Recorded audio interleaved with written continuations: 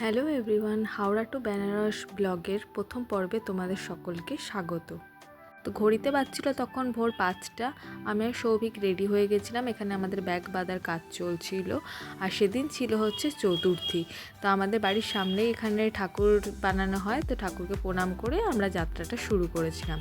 ঘর থেকে বেরিয়েই প্রথম আমরা এখানে চ্যাটার্জি হাট ক্রস করছিলাম, কারণ আমাদের বাড়ি হচ্ছে হাওড়া শিব। তাই যারা যারা শিবপুরে থাকো তারা প্রত্যেকেই জানো চ্যাটার্জি হাট বাজারটা কীরকম গম গম করে। কিন্তু যেহেতু ভোরবেলা 5টা, কিন্তু দেখে সেটা মনে হচ্ছিল না যে এটা ভোরবেলা 5টা বাজে, রীতিমতো মনে হচ্ছিলো 6টা-7টা বেজে গেছে। তাও তখন মার্কেট পুরো ফাঁকা। তো আমরা এগিয়ে চলেছিলাম আমাদের বেনারস যাত্রার পথে।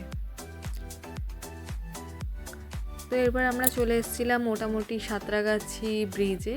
তো সেখানে একটু যানজট ছিল ঠিকই, কারণ রাত্রিবেলা সমস্ত এখানে লরিগুলো পাস হয়।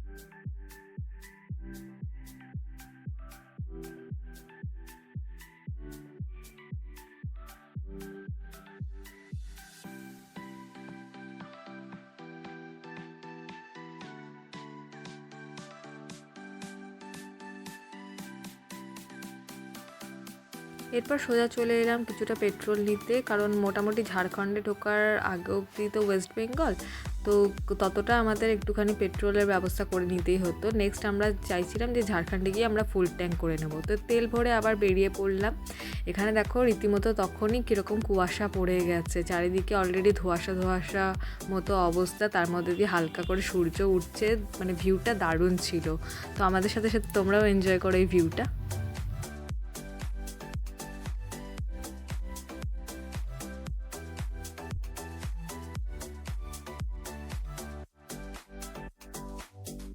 কারা কারা আমাদের মতো এরকম লং জার্নি করতে পছন্দ করো, আমাকে কিন্তু কমেন্ট করে অবশ্যই তোমরা জানিও।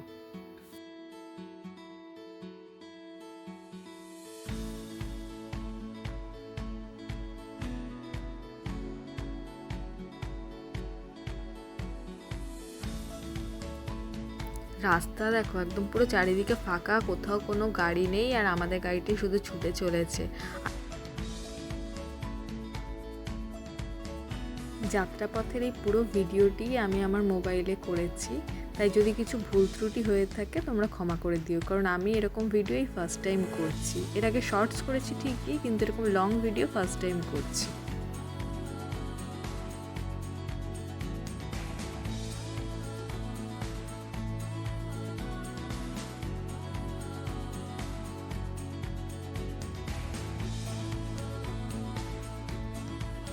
তো সাঁতরাগাছি থেকে আমরা সোজা কোনা এক্সপ্রেসওয়ে ধরে সেখান থেকে সোজা চলে যাচ্ছি হচ্ছে ডানকুনি। তো ডানকুনির থেকে নেক্সট আমরা চলে যাব হচ্ছে বর্ধমানের উদ্দেশ্যে। ডানকুনি পৌঁছে দেখি এখানে অলরেডি মনে হয় একটুখানি বৃষ্টি হয়ে গেছে, কারণ চারিদিকে দেখতে পাচ্ছি যে রাস্তাঘাটগুলো ভালোই ভেজা ভেজা মতো, বাট আমরা তখন অবধি কোনো বৃষ্টি পাইনি। তো ফার্স্ট আমাদের টোল ট্যাক্স আমরা এখানে ক্রস করছি, যেহেতু আমরা বাইকে যাচ্ছিলাম সেহেতু গোটা রাস্তাতে আমাদের কোথাও টোল ট্যাক্স দিতে লাগেনি।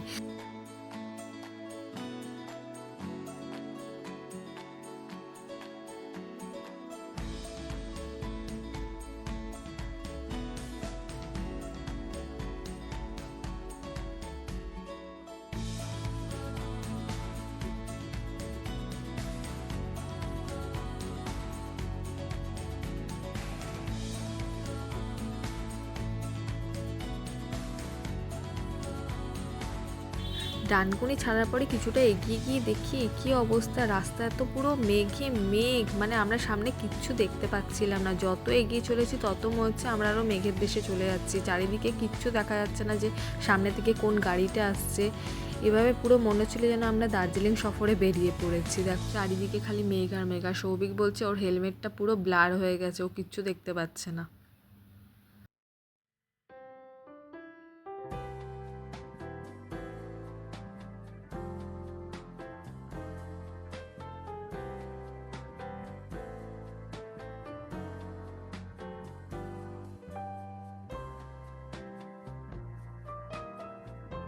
তো কুয়াশা কাটিয়ে আমরা কিছুটা এগিয়ে এসে এখানে সেকেন্ড টোল ট্যাক্সটা ক্রস করছি। শক্তিগড় ঢোকার আগে ছিল এই টোল ট্যাক্সটা। তো টোল ট্যাক্সটা ক্রস করেও এগিয়ে দেখছি এখনও অবধি কুয়াশা কাটেনি। তো চলো দেখা যাক রাস্তাতে কি অবস্থা হয়, তোমাদের সাথে সেটাই শেয়ার করছি।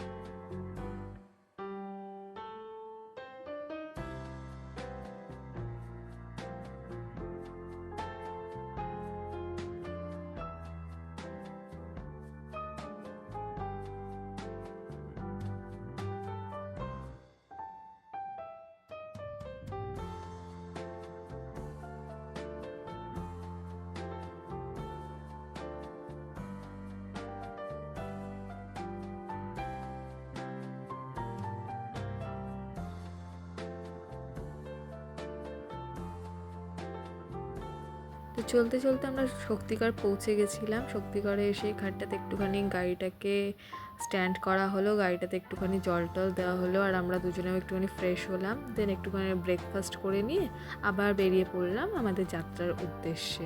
বেশিক্ষণ এখানে সময় নষ্ট করিনি, কারণ আমাদের যেতে হবে অনেকটাই দূরে, তাই বেশি যত সময় নষ্ট করব তত আমাদের ওখানে পৌঁছাতে দেরি হবে।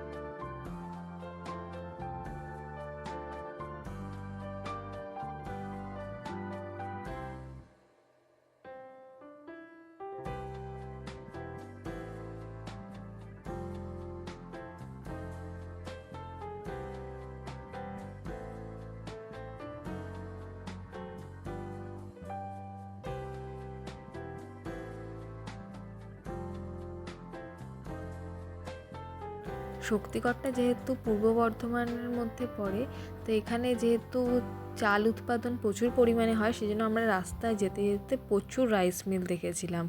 আমি আগে কোনো দিন শক্তিগড়ে যাইনি, কিন্তু ছোটোবেলা থেকে ভূগোল বইয়ের পাতায় এই শক্তিগড়ের নাম প্রচুর শুনেছি। এছাড়া সৌভিক যেহেতু ফটোগ্রাফি করে, ও অনেকবারই শক্তিগড়ের ওপর দিয়ে গেছে, আমাদের জন্য বাড়িতে ল্যাংচাও নিয়ে এসছে। কিন্তু আমার এটা ফার্স্ট টাইম বলে আমি খুবই এক্সাইটেড ছিলাম। আর জাস্ট রাস্তাটা দেখো, পুরো একদম মাখন রাস্তা। মানে কেউ যদি বাইক নিয়ে বলো বা 4 হুইলারে আসতে চায়, তাদের কারোরই কোনো অসুবিধা হবে না, কারণ রাস্তাটা ছিল হচ্ছে দারুণ।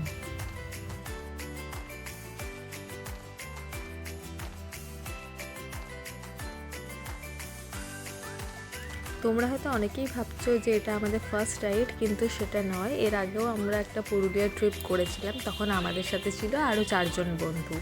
কিন্তু এবারে কোনো কারণবশত, যেহেতু পুজোর সময় অনেকেই কলকাতা ছেড়ে বাইরে কোথাও যেতে চায় না, আমরাও আসলে যেতে চাই না, কিন্তু এবছর যেহেতু অন্য সময় ছুটি পাবো না, তাই এবারে পুজোটা আমরা একটু অন্যভাবে কাটাবো বলে প্ল্যান করেছিলাম। তাই জন্য দুজনে অ্যাট লাস্ট বেরিয়ে পড়েছিলাম এই বাইক রাইডে। মোটামুটি মাস 3 আগে থেকে আমরা ভাবছিলাম যে এবার পুজোয় কোথায় যাওয়া যায়, কিন্তু যেহেতু পুজোর টাইমটা সব জায়গাতেই প্রচণ্ড হোটেলের রাশ থাকে, এছাড়া একটা ট্রেনের টিকিটেরও ব্যবস্থা করতে হয়, তো আমাদের হাতে ওরকম ভাবনা চিন্তা করতে করতে আর একদমই হাতে সময় ছিল না যে আমরা ট্রেনের টিকিট বুকিং করব। তো সৌভিক বলে গিয়ে চলো তাহলে পরে কোথায় যাওয়া যায় সেটা আগে ঠিক করি। তো এই ভাবনা চিন্তা করতে করতে লাস্ট অবধি আমরা ভাবলাম যে আমরা বেনারস যাব।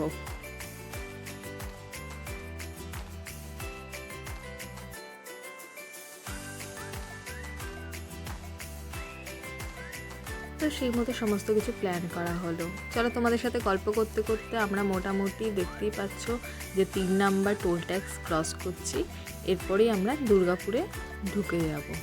তো দুর্গাপুরে ঢুকলে পরেই সৌভিক প্রথমেই আমাকে বলেছিল যে ও এখান থেকে ম্যানেজমেন্ট যেহেতু কোর্স করেছিল, তো ওর কলেজটাতে নিয়ে যাবে। কিন্তু আমি বললাম যে কলেজটাতে ঘুরে আশপাশে সবার সাথে কথা বলতে বলতে আমাদের হয়তো অনেকটাই সময় নষ্ট হয়ে যাবে, আর এদিকে আকাশটা মেঘলাও করে গেছিলো, একটা বৃষ্টির জন্য রিস্ক ফ্যাক্টর একটা থেকেই যাচ্ছিল। তাই ওকে বললাম ফেরার সময়তেই না হয় তোমার কলেজ ঘুরে যাব। বললো ঠিক আছে, সেটাও ঠিক কি বলছো, কারণ বৃষ্টিতে ভিজে গেলে পারে খুবই অবস্থা খারাপ হয়ে যেত। এদিকে বেশ ঠান্ডা ঠান্ডা ওয়েদার হয়ে গেছে, তার মধ্যে যদি বৃষ্টিতে আমরা ভিজে যেতাম তাহলে পরে শরীর খারাপ হওয়ার চান্স ছিল। সামনে যে জংশন মলটা দেখতে পাচ্ছ, এটা ঠিক পেছনেই নাকি ওদের কলেজটা। তো আমি বললাম ঠিক আছে, অবশ্যই তোমাদের কলেজে ফেরার সময় নিশ্চয়ই ঘুরে যাব। তো চলতে চলতে চলে এলাম আমরা রানীগঞ্জে। রানীগঞ্জে এসে দেখি প্রথমে এগুলো আমি ভেবেছিলাম যে হয়তো পাহাড়, কিন্তু ও বলল যে এগুলো কিন্তু পাহাড় না, এগুলো আসলে কলিয়ারি স্তূপ। কারণ তোমরা প্রত্যেকেই যে জানো যে রানীগঞ্জ হচ্ছে কয়লা খনির জন্য বিখ্যাত। তো এই একটা স্বপ্ন পূরণ হয়ে গেল, যেটা আমি ভূগোল বইয়ের পাতায় পড়েছিলাম। এই যে নদীটা দেখতে পাচ্ছ, এটার নাম হচ্ছে বরাকর নদী, যেটা হচ্ছে ঝাড়খণ্ড আর পশ্চিমবঙ্গের বর্ডারে অবস্থিত। তো এই নদীটি ক্রস করলে পরেই আমরা ঝাড়খণ্ডে পৌঁছে যাব। এই যে পাশটি দেখতে পাচ্ছ, এই পাশটাতেই মাইথন ড্যামটা অবস্থিত।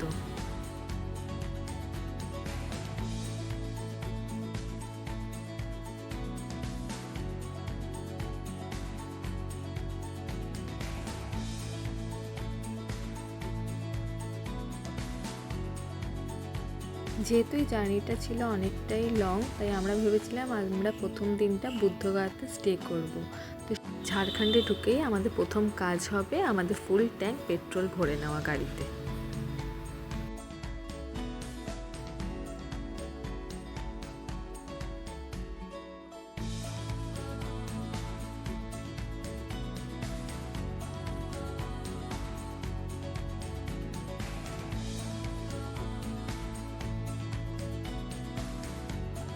ঝাড়খণ্ডে ঢোকার পরে এটা হলো প্রথম টোল ট্যাক্স যেটা আমরা ক্রস করছি, কিন্তু প্রথম থেকে কাউন্ট করলে এটা আমাদের 4 নম্বর টোল ট্যাক্স যেটা আমরা ক্রস করছি।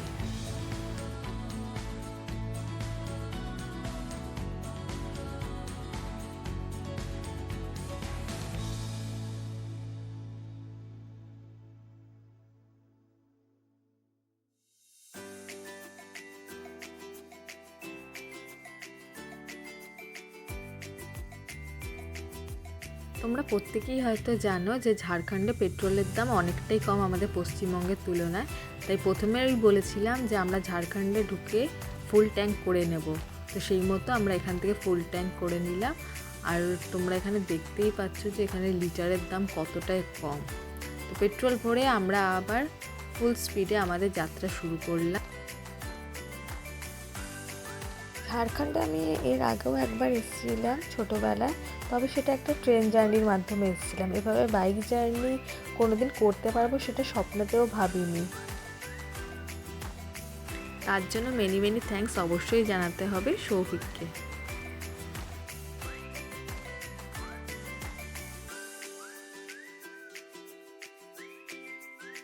তোমাদের সাথে আগেও শেয়ার করলাম যে আমরা এর আগেও একটা পুরুলিয়া ট্রিপে গেছিলাম ঠিকই, তখন তো আরও অনেক বন্ধুরা ছিল। এইভাবে সোলো ট্রিপে আমরা এই ফার্স্ট টাইম যাচ্ছি। তো সোলো ট্রিপের মজাটা আমরা পুরো দমে নিয়েছিলাম, কারণ কেউ আমাদের বলার ছিল না যে কখন দাঁড়াতে হবে, কখন আবার জার্নি স্টার্ট করতে হবে, কোথায় কতটা সময় আমরা নষ্ট করব, কতটা এক্সপ্লোর করব, এভাবে কেউই আমাদের কিছু বলার ছিল না। কিন্তু আমরা টাইমটা ভালো রকমেরই মেনটেন করে চলছিলাম। এই দেখো তোমাদের সাথে গল্প করতে করতে আমরা প্রায় পরেশনাথ পাহাড়ের চূড়া দেখতে পাচ্ছি। এখানে পাহাড়ের রেঞ্জ মোটামুটি শুরু হয়ে গেছে। আর just look at the view. তোমাদের জানি না কতটা আমি মোবাইলে দেখাতে পাচ্ছি, বাট যখন আমি সামনে দিয়ে যাচ্ছিলাম আমি জাস্ট দুদিকে এক্সপ্লোর করছিলাম জিনিসটাকে। গল্প করতে করতে আমরা এবারে আমাদের 6 নম্বর টোল ট্যাক্সটা ক্রস করছি। এখানে পাশে পাহাড়ের কোলেই টোল ট্যাক্সটা রয়েছে, কি অপূর্ব লাগছিল জাস্ট তোমরা দেখো।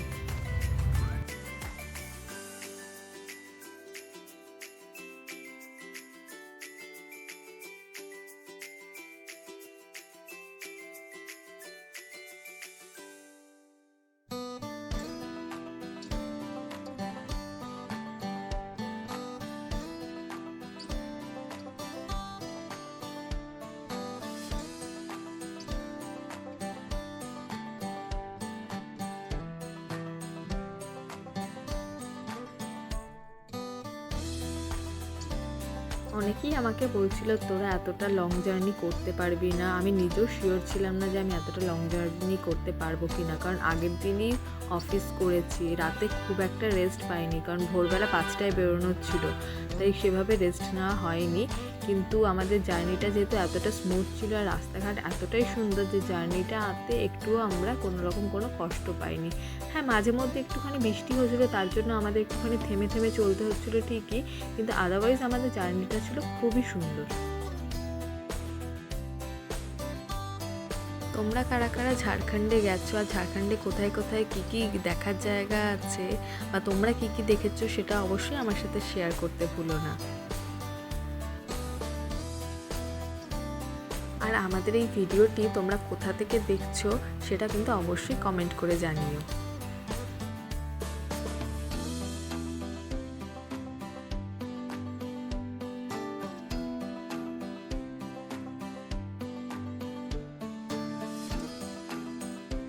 ঝাড়খণ্ড ও বিহারের রাস্তার মাঝখানে পড়ে এই বিখ্যাত চৌপারনের জঙ্গল। এই জঙ্গলে নাকি একসময় চোরা কারবারিদের একটা বিখ্যাত জায়গা ছিল, যেখানে নাকি এই রাস্তাটা ক্রস করতে সবাই খুব ভয় পেত, কারণ এখানে চোরা ডাকাতরা খুবই এখানে লুটপাট করতো। কিন্তু এখন এই রাস্তাটা খুবই ভালো, দিনে বলো রাতে বলো কারোরই যাতায়াত করতে কোনোরকম কোনো অসুবিধা হয় না, কারণ এখানে পুলিশ প্রহরীরা রয়েছে যারা সবসময় আমাদেরকে প্রোটেক্ট করে থাকে। তাও আমি বলবো এই জঙ্গলটা সবসময় তোমরা দিনের মধ্যে ক্রস করার চেষ্টা করবে।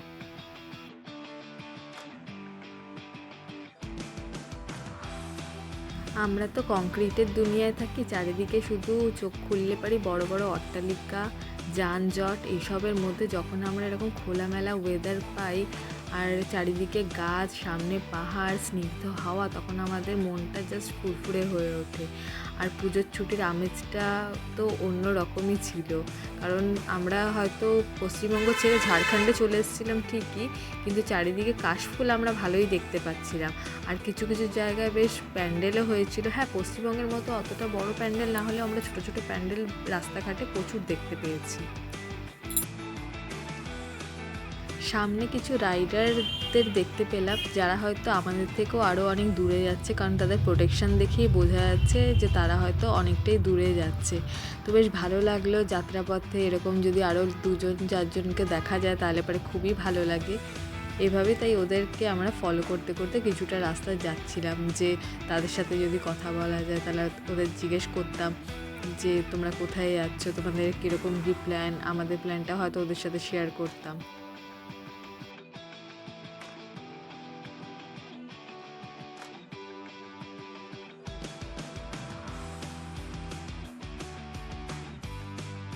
এটা নিয়ে টোটাল 7টা টোল ট্যাক্স আমরা অলরেডি ক্রস করে ফেললাম।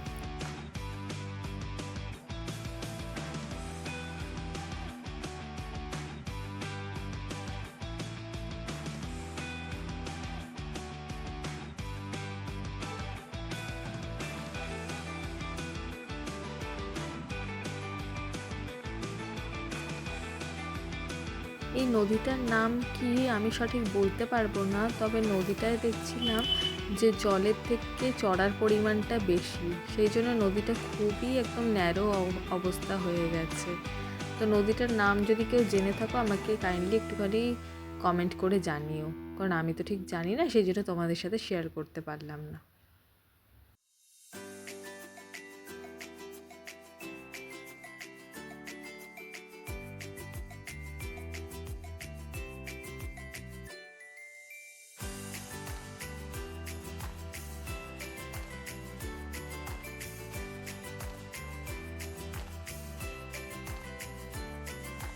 দেখলাম ন্যাশনাল হাইওয়ের কি যাচ্ছে তাই অবস্থা, একটু বৃষ্টি হয়েছে, তার মধ্যে এখানে কনস্ট্রাকশনের কাজ চলছে বলে রাস্তার একদম যাচ্ছে তাই অবস্থা।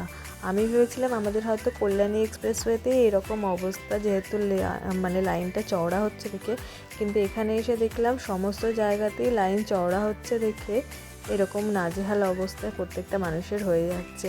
আর যেহেতু কাজকর্ম চলছিল, ধুলোয় ধুলো চারিদিকে। বলতে বলতে আমরা এটা 8 নাম্বার টোল ট্যাক্স ক্রস করছি।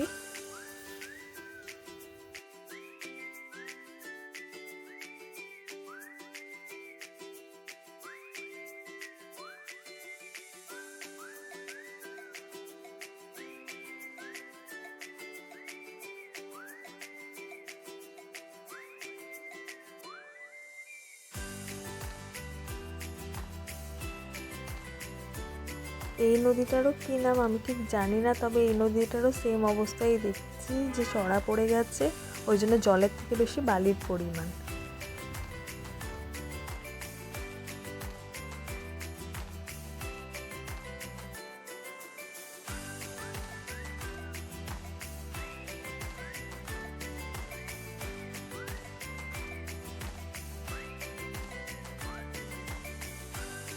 এখানে এই টোল ট্যাক্সটার কাজটা তখন অবধি চলছে, এখন অবধি এই টোল ট্যাক্সটা চালু হয়নি। আশা করি পরে যদি কখনো এই রাস্তা দিয়ে আবার যাওয়ার সুযোগ পাই তাহলে পরে হয়তো তখন এই টোল ট্যাক্সটা পুরো কাজটা কমপ্লিট হয়ে যাবে। এর মাঝে আমরা বাড়হি বলে একটা জায়গায় দাঁড়িয়ে একটু লাঞ্চ করে নিয়েছিলাম, যেহেতু প্রচণ্ড পরিমাণে খিদে পেয়েছিল তাই সেখানে কোনো রকম কোনো ভিডিও ফুটেজ আমরা নিতে পারিনি। তবে কোথায় কি খেয়েছিলাম আর কেমন এক্সপিরিয়েন্স হলো সেটা তোমাদের নেক্সট ভিডিওতে অবশ্যই জানাবো। আমরা যে বুদ্ধগয়ার কাছাকাছি এসে গেছি তার প্রমাণ হচ্ছে কলেজটা। এটা হচ্ছে বুদ্ধগয়ার IHM কলেজ, যেটা ওয়ান অফ দ্য বেস্ট কলেজের মধ্যে পড়ে। আর এই ন্যাশনাল হাইওয়ে থেকে আমরা ডান দিকে চলে গেলেই বুদ্ধগয়ার রাস্তাটা পেয়ে যাব। দেখো এখানে অলরেডি বৃষ্টি হয়েছে, তার জন্য রাস্তাঘাট ভিজে গেছিলো। আর তখন একটু বিকেলও হয়ে গেছিলো দেখে বেশ ঠান্ডা ঠান্ডা মনোরম পরিবেশ হয়ে গেছিলো।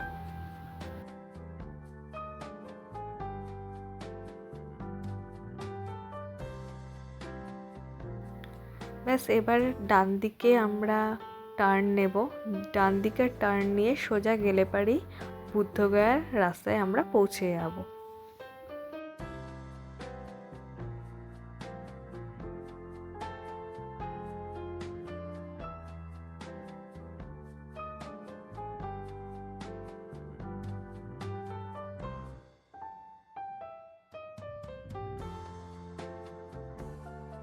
সামনে যে তোরণটা দেখতে পাচ্ছ, এই তোরণটাই হচ্ছে বুদ্ধগয়ার প্রবেশদ্বার। এই তোরণটার মধ্যে দিয়ে গেলে পরেই আমরা বুদ্ধগয়ার সোজা মেইন রাস্তাতে চলে এসেছি। এই রাস্তা পুরো একদম নাক বরাবর চলতে থাকলে পরেই বুদ্ধদেবের সেই ধর্মস্থানটা রয়েছে যেখানে তিনি বোধি লাভ করেছিলেন।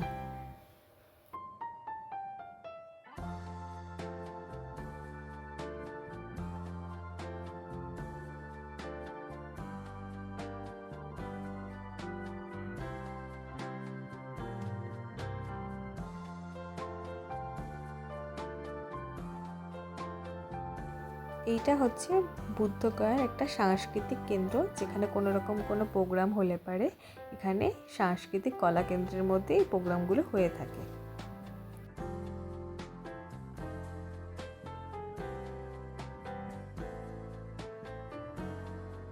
অ্যাট লাস্ট আমরা পৌঁছে গেলাম আমাদের হোটেল এমবাসিতে। এখানে অলরেডি আমাদের হোটেলে রুম বুক করা ছিল।